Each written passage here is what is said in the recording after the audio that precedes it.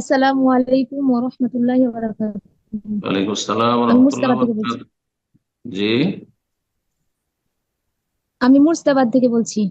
মাশাআল্লাহ। বলেন। সন-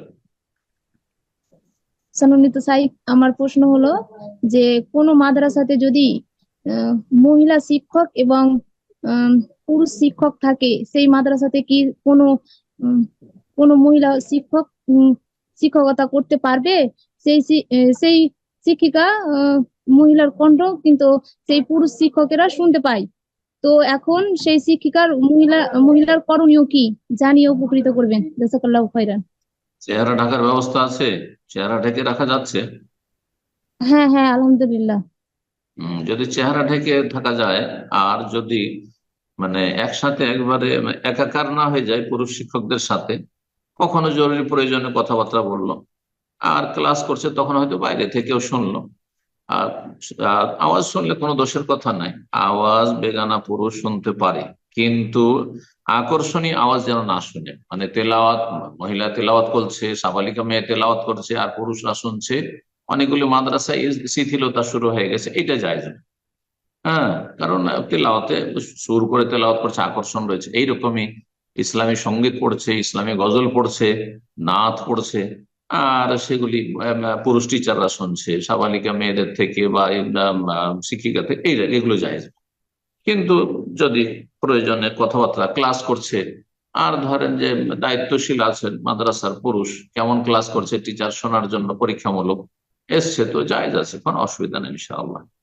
তো আজকাল আসলে ওপরের কিতাবগুলি কোরআন হাদিস পড়াবার জন্য দক্ষ আলেমা পাওয়া যাচ্ছে না, মহিলা শিক্ষিকা পাওয়া যাচ্ছে না, যার ফলে অনেক মাদ্রাসায় পুরুষ শিক্ষকরা পড়াচ্ছে। কিন্তু এই ক্ষেত্রে একটি কথা লক্ষ্য রাখা উচিত, যেটা যখন আমি জামিয়া বুখারীতে ছিলাম, পাশে জামিয়া ইসা আল ইসলামিয়া বানাত মহিলা মাদ্রাসা কিশোরগঞ্জে ছিল, সেখানে সেটা তখন লক্ষ্য রাখা হইতো, যদিও এখন খানিকটা গাফিলতি হয়ে গেছে। আল্লাহ পূর্ণ করা তাদের তৌফিক দান করুন আরো বেশি। সেটা হচ্ছে সেই সময় একবারে বৃদ্ধ ওস্তাদেরা পড়াইতেন, যাদের বয়স 60-70 উপরে হয়ে গেছে।